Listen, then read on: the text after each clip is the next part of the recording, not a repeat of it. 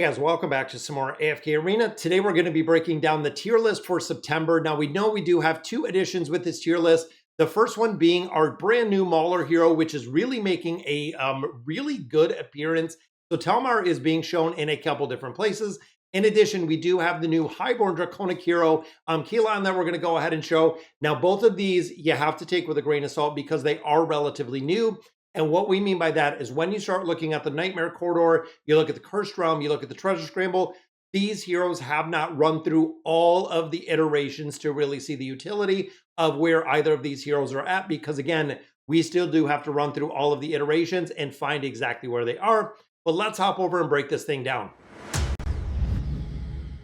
All right, guys, so here we are over on Tier Maker, and let's start from the top. So of course, top left, we still have the absolute dominating hero. Envy is just absolutely pivotal. When you look at an account, if it's a newer account like I have on my free-to-play account, an old account, Envy is still best in slot, and Envy is also best in slot when we start looking at rotations of Cursed Realm, Nightmare Corridor, Treasure Scramble, still working incredibly well in the formations. Utility still used everywhere. I've been using him in the Temporal Rift, also been running him in campaign formations.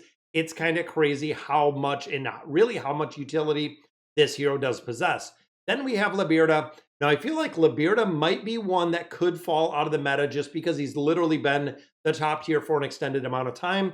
Even right now within the Curse Realm, it's interesting because of the Orthos comp. So the Orthos comp is still running tried and true, which is kind of broken. It's kind of silly how it works. But overall, with Orthos, you can stop time. Libirda can still attack, meaning the Nightmare Corridor, the Curse Realm, a couple places. It still does work incredibly well just because of that cheese.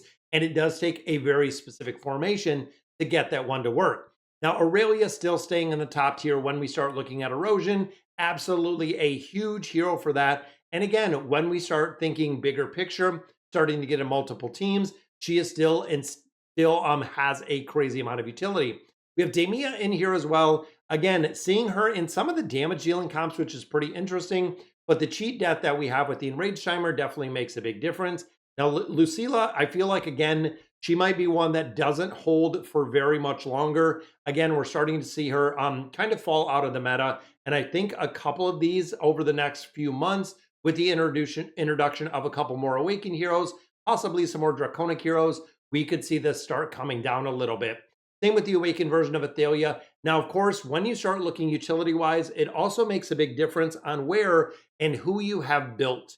So remember that the Awakened version of Athalia is, I think, like 2 years old at this point, because we did get a couple other heroes since then. So overall, the power creep is starting to affect the hero, not seeing her in as many formations. And I feel like, again, that is going to kind of continue. Now, laying in here, support, Highborn Draconic hero. Again, the utility that she has as a support hero works incredibly well. Leviathan moves into the SSS tier. That's right, guys. A top tier Highborn Draconic hero. Even looking at a couple different formations, we see him run in conjunction with Skyland. We've seen it with the Awakened version of Lucius. We've also seen him run with Scion. He has a crazy amount of utility, not so much as a tank, but more of the buffer, debuffer, shielder. Really a really big hero that is being used in every game mode. Misha still remains with an incredible amount of utility. And then Lavatoon is in here. Again, I feel like some of these, like Lavatoon, we're still seeing him in a few different places. I feel like utility for him is going to go down a little bit. But right now, because we are running, 5 or 6 teams, depending on the game mode, it seems like we need a couple more support heroes to remove some of these or kind of bring some of these a little bit down. Now, when we get into SS tier, we still have Randy in here. Randy is still being run with Envy in quite a few formations. Works incredibly well. The damage that he can do with his serpents is, again, kind of incredible, with the combination being used in a couple different places. Then we have Sung Jin Woo. So overall, this hero, utility-wise, again, as we continue going through iterations of game modes, I feel like this is a hero that is going to find a place, and it might not be in the formations with Shahan, but overall, only time will tell as we go through these rotations. And of course, a majority of free-to-play players do not have access to these heroes right now. We still have, I believe, another 2 weeks, another 18 days, maybe about 16, 18 days before we can actually access these. Then we'll get to see where these heroes are really being used and to what utility we're seeing them use. Now, Awakened version of Leica. This one was kind of a question last time we did the tier list. And overall, I looked through, did a little bit of research, looked on the test server, even looking at the global as it sits today. Like it is being used in the Nightmare Corridor, used in the Cursed Realm, and used in the Treasure Scramble as it sits right now, making this tier list. I literally just went through and seen her in a couple different formations, still holding into that SS tier. And she might, again, depending on the iteration, depending on new heroes that are released, move or stay in that really top tier that we've seen her in. Then we do have Rimuru in here. Again, even though he's a mage, kind of a support hero. The awakened version of Astrilda. So interesting enough, she has found a place running alongside Sun Jin Woo and Shahan as a damage dealer. So very unique with the armor buff that she does possess. Being built up a little bit, it's crazy to see. And honestly, seeing the damage that she is putting out in conjunction or in, kind of the co-op with both of these together, just because Shahan should be the damage dealer. But the big thing to note is running this within like the Nightmare Corridor is this battle is taking, and I believe it was around 7 seconds. So when you think of 7 seconds and how fast the boss is dying, they don't have time to scale any damage. We don't have time to buff them up. Even the level up ability, it goes very, very quick in there.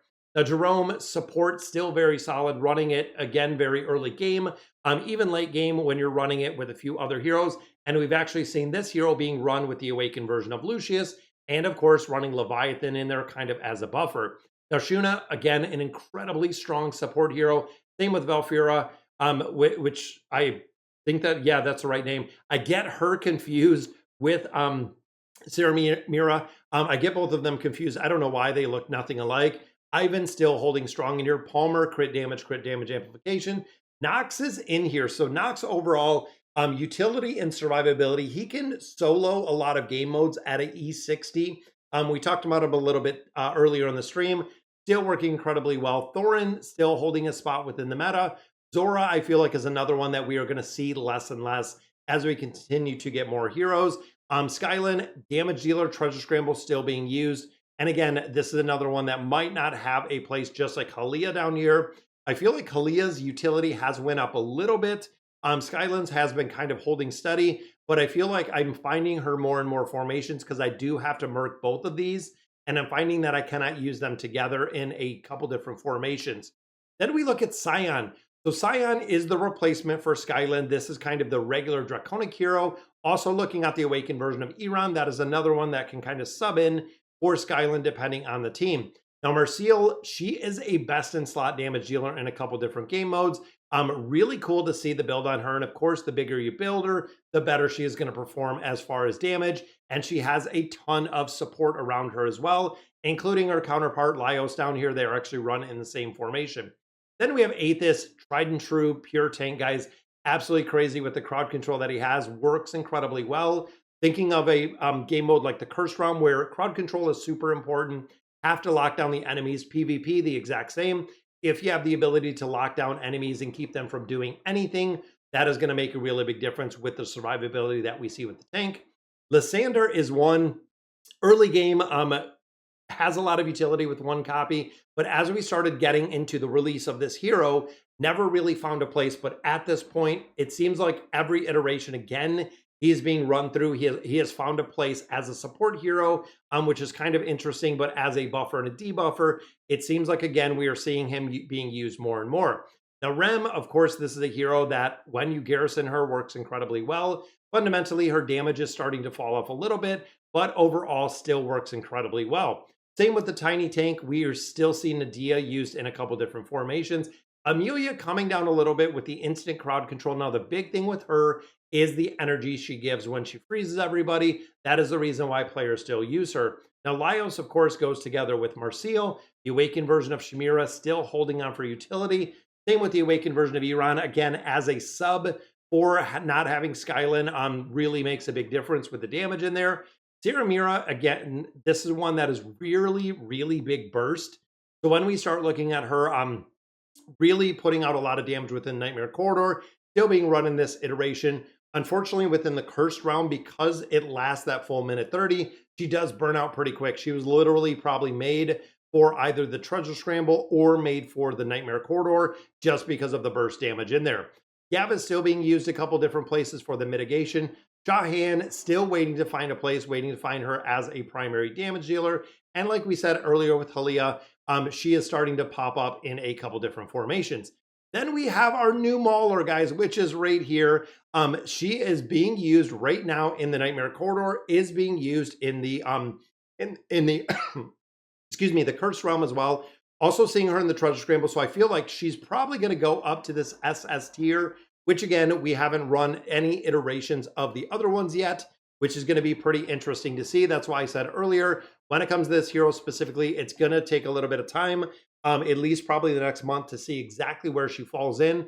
But with her being a regular 4-faction hero, I would absolutely recommend building her out, because even if we see her that in the future has kind of a limited utility, she is still going to be an absolute pivotal hero when it comes to the Mauler Tower and making progression in there. And the same with Keelan. I feel like this hero is probably going to come into this SS tier. The reason being, we're seeing him right now in formations where he is the best in slot damage dealing hero. Again, I know this is another hero that unfortunately I do not have.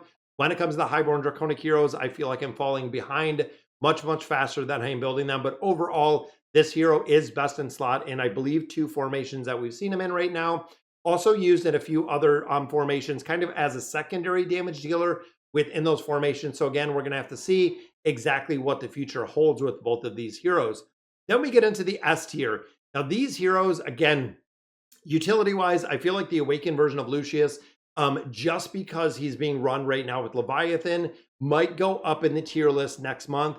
Again, utility-wise, we started to see him dropping down, didn't have a formation, was run most of the time with Ulna, but now that his damage is being scaled much higher because of Leviathan, I think he's going to move up in the tier list. But we do have the Chad right here, Vathiel, which again, utility-wise, still has it, does pretty decent damage, a lot of buffing in there. Adrian Elise, I feel like this hero might be replaced again with the new Mauler that we have, just for the simple fact this requires a plus 40 signature item for the ranged attack to maximize the buffs that we have in there. And this hero only requires a plus 30 signature item to do a little bit more damage. So this hero, again, Adrian Elise might be replaced. Hildwyn still has a lot of utility, again, for the damage mitigation. Lucius in formation still and really making a little bit of a comeback as the best in slot. Again, we have to see some more iterations.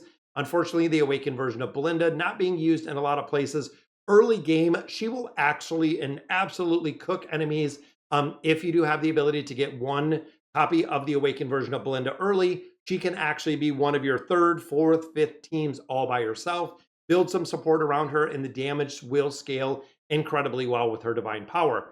Now, Tricia does move down a little bit. Unfortunately, not seeing her in a lot of formations, as we're starting to kind of exclude that original version of Baden that we've seen in a couple formations.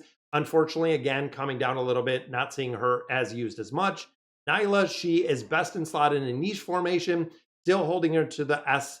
And again, same thing with the Awakened version of Gwen. I believe the Draconic version, excuse me, the Draconic version of Gwen, we are seeing her run in kind of a niche formation every now and then.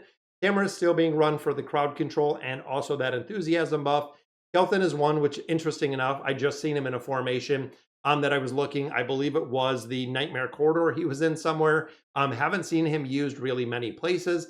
Elvita, the crowd control to bring everyone together. And anyone that has an AoE effect, any of these heroes like Tamaris or Elvita that bring the heroes together really does make a big difference. Helion might be one that makes a comeback again just for the draconic damage. Then we have Rosaline, the ultimate ability. It seems, again, not seeing a ton of utility with her. Only if there's anyone that needs a cheat death like a Scion or an Iran or even a Skyland, Ulna is still being used in there. Awakened version of Sophia, unfortunately, losing a little bit more on the tier list. Eugene is in here. We have the damage buff that we get out of Rain. Lady Simona, energy disintegration. Goran, unfortunately, I thought Goran would be a lot higher with his buff and the energy regeneration. We can see Rowan and the rest of these pretty much remain the same. Now, I know one of the questions that I actually got a little bit earlier was looking here at Robin Hood in comparison to Joan of Arc, because, of course, newer players to AFK Arena, who exactly do you build? And honestly, Robin Hood is pretty good for the debuffing, the energy disintegration. But then looking at Joan, really good on the other side for the buffing.